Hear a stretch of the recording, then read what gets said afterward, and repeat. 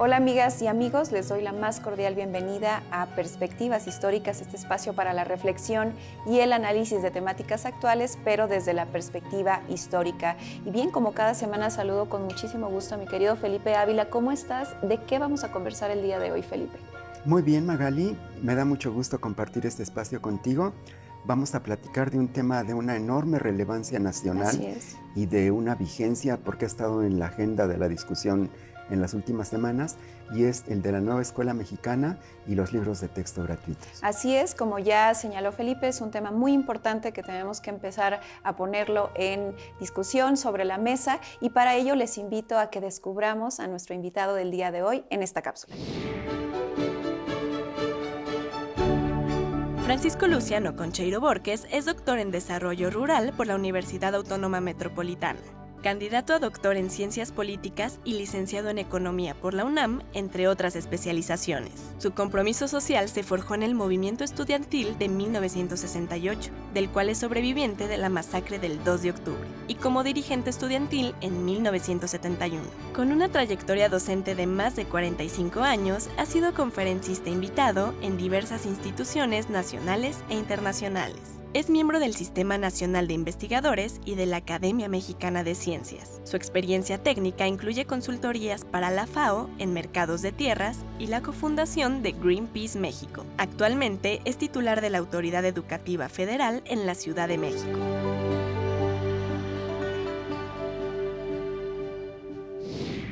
Regresamos. Muchísimas gracias, doctor Luciano Concheiro, por recibirnos en este espacio en la Secretaría de Educación Pública, pues para conversar de un tema muy importante que ha estado muy presente en la opinión pública, con críticas, pero también como con mucho respaldo, ¿no?, de varios sectores, incluido el docente. Y en ese sentido me gustaría que iniciáramos esta conversación un poco haciendo historia de dónde viene esta propuesta, que es pedagógica, pero también, al menos desde esta perspectiva como historiadora lo veo yo, tiene un posicionamiento político frente a la educación y frente a lo que también se venía haciendo en el periodo neoliberal. Háblanos un poco de esta historia, de este recorrido incluso intelectual que ha tenido la construcción de la llamada nueva escuela mexicana. Yo creo que es uno de los temas más importantes, como dice Felipe. Se refiere esencialmente a la situación en la cual nos encontrábamos el sexenio pasado, que era un avance del neoliberalismo en términos brutales, de una exclusión social, exclusión también de corte genérico, toda una serie de características que básicamente hacían del neoliberalismo todo un sistema que había llegado al punto de la necropolítica. Esto es nada menos que a decir quién vive y quién muere. No hay que olvidar que veníamos de la desaparición de los 43 estudiantes normalistas de Ayotzinapa, que vivos se los llevaron, vivos los queremos de regreso, y es en ese quiebre donde la sociedad mexicana dice ya basta, donde encontramos que hay un acontecimiento que, como dices tú en términos de historiadora, suspende digamos, el transcurso de los tiempos, de las tendencias para una ruptura, y esta ruptura que realiza la sociedad es la que empuja a que el tema de la educación se convierta en una cuestión central. O sea, es con las movilizaciones de los normalistas, las movilizaciones del magisterio en general, las que dan, digamos, una confrontación muy importante porque es constructiva acerca de un planteamiento de cómo superar esa situación. Entonces, empezó, si se quiere, con la gran protesta de las normales, ¿sí? De las más de 267 normales que tiene el país. Y con estas 267, toda la discusión de qué tipo de programa deberían tener para formar, qué formadores también y formadoras, porque la inmensa mayoría son mujeres. Y en ese punto se logró realizar un Congreso Nacional absolutamente autónomo, nada más lo arrancamos como gobierno y transcurrió en la autoorganización de las maestras y maestros, de los estudiantes normalistas y lograron cambiar las 17 carreras de ellos. Eso nos permitió construir una base que junto con la dignificación del magisterio, segundo elemento central, que hasta tomó forma en la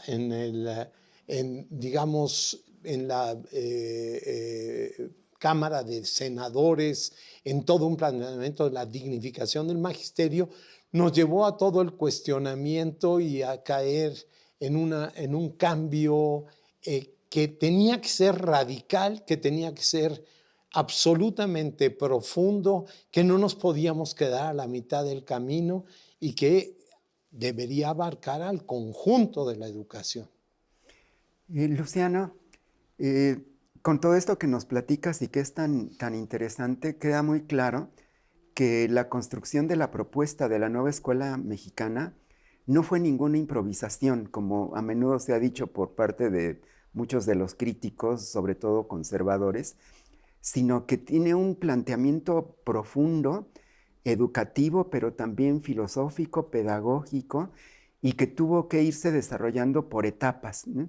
Una muy importante, por ejemplo, fue el cambio al artículo 3 de la Constitución y después a las leyes secundarias. Platícanos cómo fue este proceso en sus primeras etapas.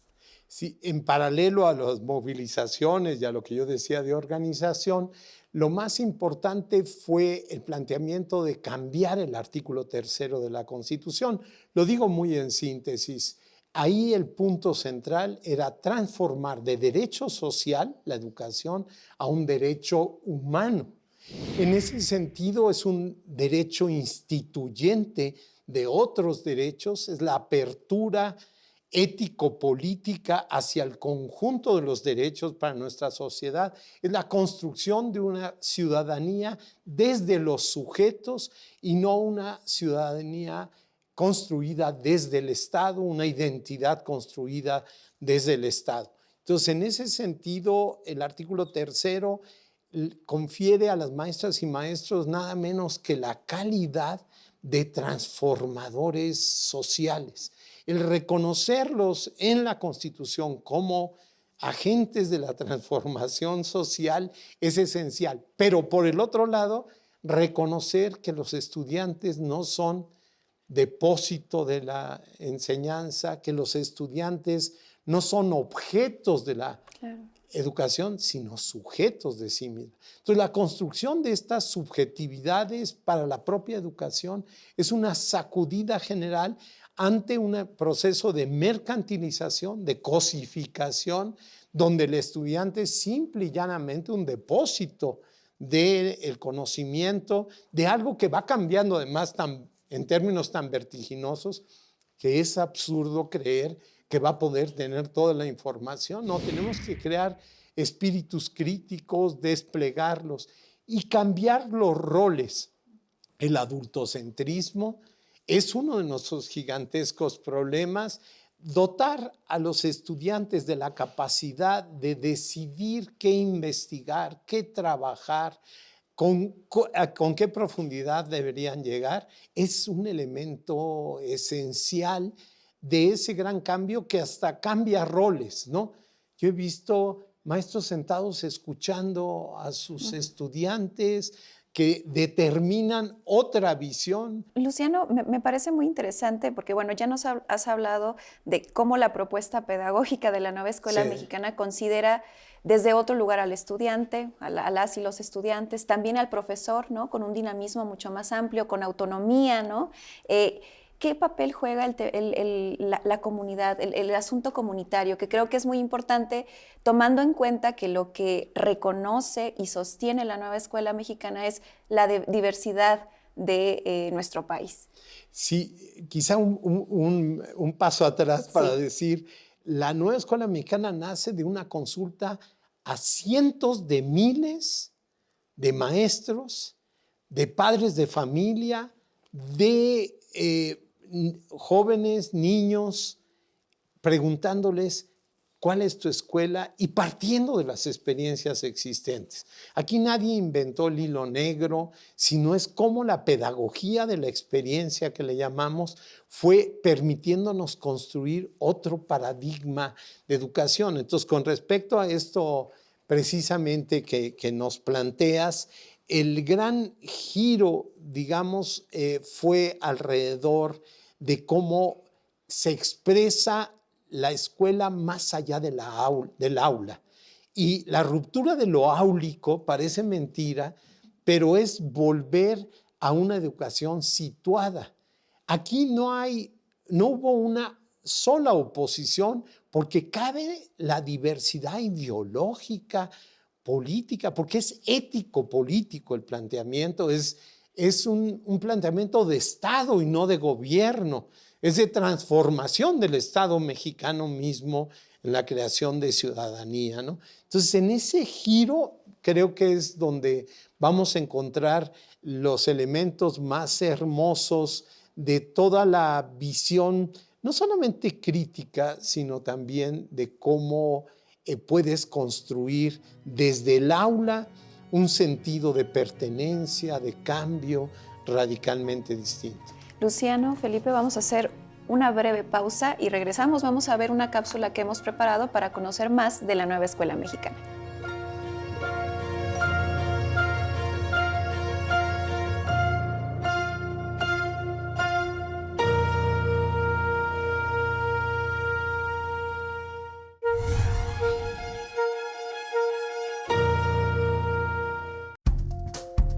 La nueva escuela mexicana es el modelo educativo que se encuentra vigente actualmente en México. Busca transformar el sistema de enseñanza en los niveles de educación básica y media superior. Es una reforma pedagógica, pero también una apuesta política y social que voltea hacia el ámbito comunitario. Su origen lo encontramos en la reforma constitucional al artículo 3 en 2019, y su implementación se llevó a cabo a partir del ciclo escolar 2023-2024. El modelo se organiza en 4 campos: lenguajes, saberes y pensamiento científico, ética, naturaleza y sociedades, de lo humano y lo comunitario. Su apuesta está en promover un enfoque comunitario. Le da un lugar preponderante a la autonomía del y la docente para ajustar y adaptar el contenido a las realidades y contextos de sus grupos escolares. Asimismo, abandera la inclusión y la interculturalidad como forma de reconocer la diversidad de la sociedad mexicana, su historia y su actualidad. Estamos de regreso, queridas audiencias, a esta plática que estamos teniendo con el doctor Luciano Concheiro acerca de la nueva escuela mexicana y los libros de texto gratuitos. Luciano, tú fuiste un protagonista importante en la construcción de esta propuesta de la nueva escuela mexicana. Platícanos un poco acerca de esta experiencia en donde se tomó muy en cuenta al Magisterio Nacional, se tomó muy en cuenta a las comunidades educativas, también a las familias y a las y los estudiantes. ¿Cómo se fue construyendo la nueva malla curricular, el cambio en los planes de estudio?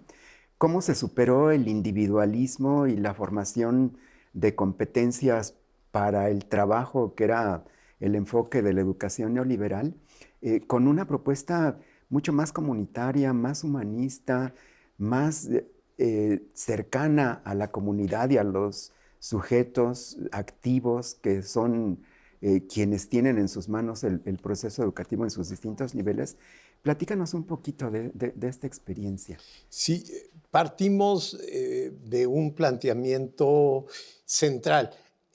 Todos sabemos algo y nuestros niños, por supuesto que saben muchas cosas, los maestros ya no se diga también, y la comunidad circundante a la educación, por supuesto que tiene una gran historia. Entonces, para nosotros era esencial construir el desarrollo alrededor, el desarrollo de la propuesta alrededor de situar la educación.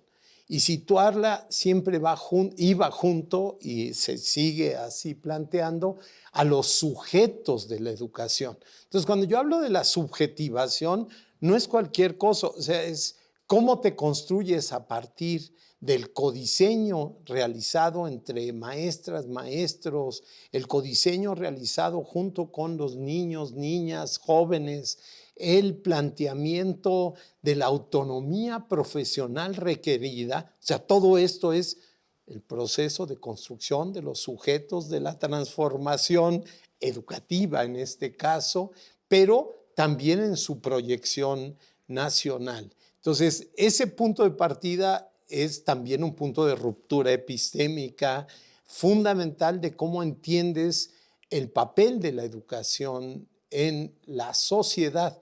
Entonces, para ello, romper lo áulico, como decía, para poder entrar a la comunidad.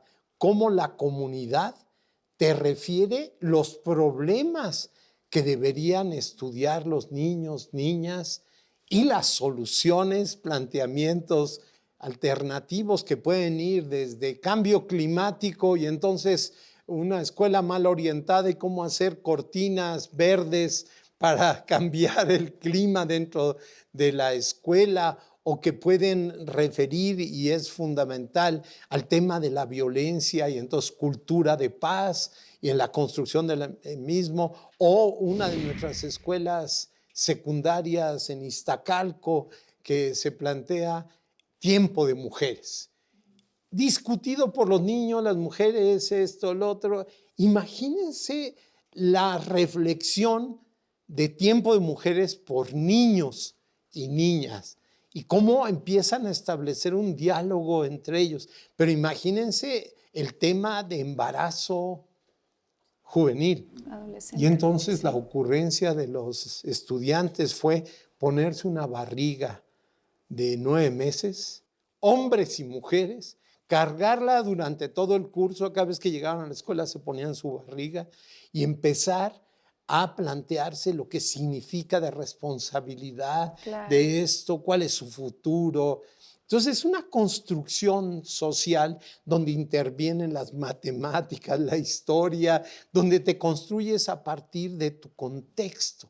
Entonces, y esto ligadísimo a todo lo que es el humanismo ahí, porque empezamos por la no violencia. Esta sociedad tenía como estrategia que plantearse, como estrategia, no como táctica, la no violencia. Este fue un elemento de construcción básico de la Cuarta Transformación. Y Luciano, escuchándote me emociono mucho, ¿no? En algún momento yo llegué a dar clases de historia, ¿no? A chicos de secundaria y de preparatoria, y me parece muy importante estos ejemplos que nos das porque justamente conectan con esta pedagogía de la experiencia. Ahora bien, hay una cuestión que a mí me gustaría preguntarte que tiene que ver con los retos, ¿no? De la nueva escuela mexicana, pensando en varios aspectos, ¿no?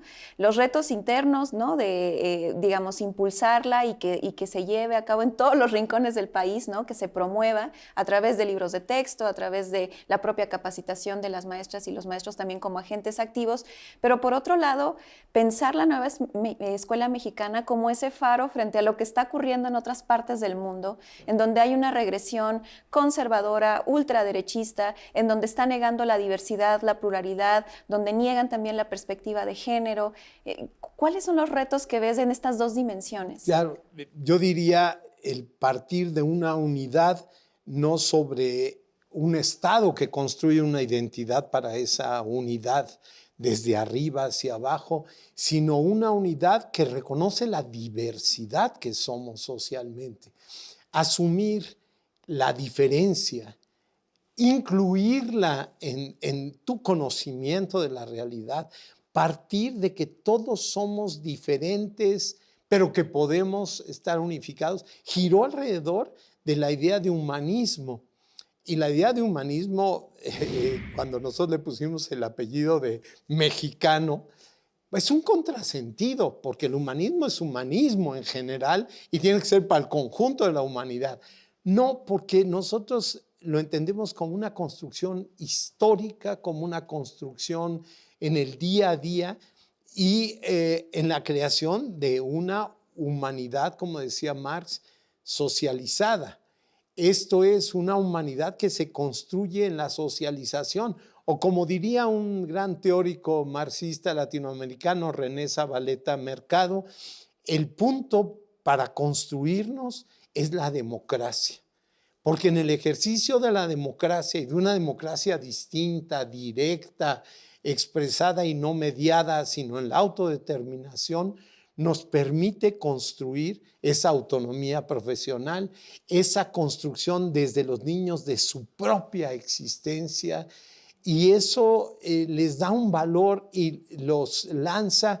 Los resultados vamos a ver más adelante, pero es increíble el estar capacitándolos para ir a una socialización radicalmente distinta, una socialización sobre la base de un humanismo mexicano, porque tiene su historia, su construcción también muy importante. Luciano, y todo esto que nos estás diciendo, este gran proceso colectivo de construcción de un nuevo proyecto educativo, ¿cómo se tradujo en los nuevos libros de texto? ¿Cuál fue el paso siguiente para concretarlo con estos materiales educativos que todas las niñas y los niños tienen? Sí, tenemos un plan de estudios 2022 que es de preescolar, educación, digamos, primaria, secundaria, y que también se proyecta hoy día con nuestra presidenta hacia la media superior y superior de una manera muy especial. Pero como logramos construir darle esa continuidad y a la vez romper con la vieja forma de aprender y enseñar, tuvo que ver mucho con la concreción de muchas de estas ideas en los libros de texto. No es solo investigación, pero la investigación acaba siendo clave porque te tienes que enseñar y enseñar a los demás y enseñar entre unos y otros, que el punto es cómo investigas sobre la realidad. Y en esa investigación de la realidad, la multidisciplina, si quieres, o la interdisciplina, interviene de una forma poderosa. Incluimos toda una serie de elementos, por ejemplo, los libros sobre proyectos. Entonces, no son únicos ni todos, es el libro de texto una guía, pero nada más el material que se escogió, fotos, personajes, la historia contada desde abajo, no saben el interés que empezaron a mostrar, y lo devolvimos a las comunidades y lo devolvimos a los maestros. O sea, el ejercicio aquí no solamente fue de consulta, sino de devolución. El propio ejercicio de la construcción de la nueva escuela mexicana es un ejercicio de democracia ejemplar. Y eso tiene un peso enorme porque hasta ahora es muy difícil encontrar escuelas que digan, yo no, y públicas y privadas. Nosotros hemos hecho el ejercicio de preguntarles durante 2 años, les hemos estado preguntando, ¿y en qué avanzaron y cuáles son los ejemplos? Pues muchísimas gracias al doctor Luciano Concheiro. Gracias por recibirnos aquí en la Secretaría de Educación para conversar sobre la nueva escuela mexicana. Hay mucho que decir. acérquense pues a conocer los libros de texto, el propio proyecto de la nueva Escuela Mexicana, así que vayan a la página de la Secretaría de Educación Pública para explorar toda la información sobre esta propuesta pedagógica. Y bueno, no nos queda más que despedirnos y esperarlos la próxima semana en Perspectivas Históricas.